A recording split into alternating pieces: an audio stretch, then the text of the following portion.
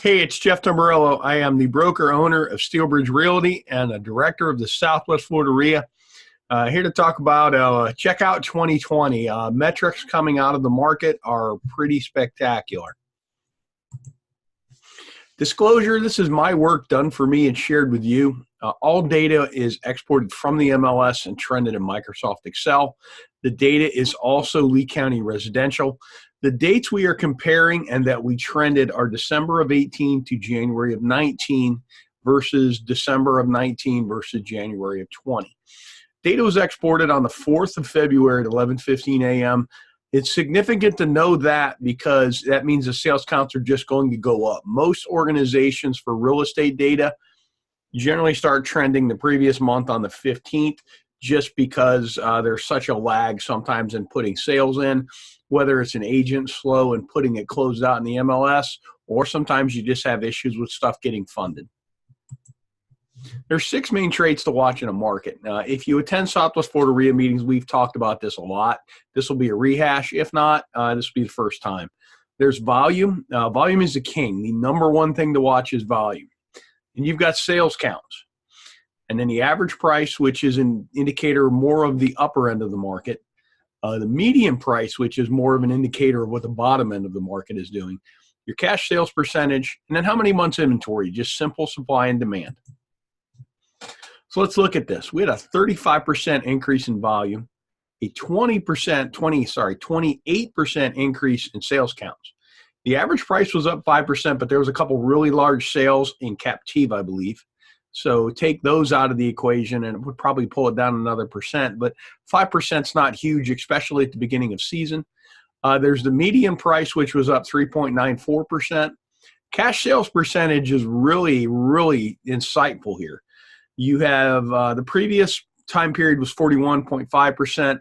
This is 40.09%. So you have this monstrous jump in growth, and it is fueled not entirely by a big jump in leverage. Because say we hit down to, I want to say 05 was in the 15% range, and I don't even think that's accurate because the MLS really wasn't tracking like that then on the data side.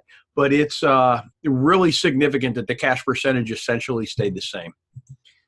We have 4.6 months inventory as of 11:32 a.m. That's significant because peak season typically starts February the 15th. So we're just beginning season with less than 6 months inventory. So we're in a seller's market. With that said, if you're not having a lot of activity at this time of the year, you're not in the market. Because the best way that I know to describe the market right now, we are become the last 5 years, since 15, become a very predictable, boring Midwest market. And there's a very defined channel within the market. And if you're outside the channel more than, say, 10, 15%, you just don't sell. And if you're not getting somewhere between 2 and 5 showings a week, if you're a seller watching this, you're probably priced a little too high. But the metrics are great. 4.6 months inventory is on the seller side. With that said, you really have to drill in to the particular asset and the particular geographic region to see that, because this is a Lee County number. Here's the home selling by year built.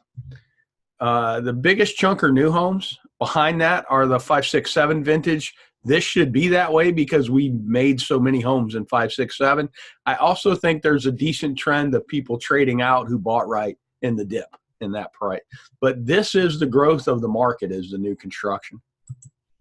Final notes, the volume and sales counts are amazing. This is great data. The year built metrics show where the growth is, and that's new construction. Most of the new construction is the lower end of the market as well. The price growth is very measured in relation to how much the sales and volume are growing. If we continue to have such a huge jump in sales and volume growth with low inventory, this should influence pricing. The cash sales percentage is holding steady, which is a really good sign for the health of the market. Inventory is very low. If you have thoughts, if you have questions, if you think I'm missing something, please leave me a comment in the video. I put this information out to share because I learn as much as you guys do when I get a lot of emails, I get a lot of texts, and we get some comments. So please let me know what you think. We have two great events this month. We have the luncheon, which is coming up real soon. The topic is the top mistakes landlords make and how to avoid them. Our presenter is Mike Lyons. He's the broker owner of Lyons Real Estate, Inc. He's also manages his own portfolio. So not only does he manage for others, he has rental properties of his own. Going to share what he's learned over the years watching people make mistakes. It's going to be at the Three Fishermen Seafood Restaurant. It's going to be a great meeting. I would get there early because lately we've been standing room only when the speaker goes on. And our general meeting, really excited for this month. The topic is "And the Beat Goes On." It's an economic outlook on what changes, what stays the same, and what's to come. Our speaker is Dr. Ted Jones.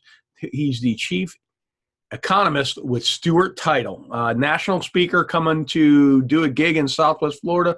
Really excited to have someone of his caliber speaking at the Southwest Florida REIA meeting.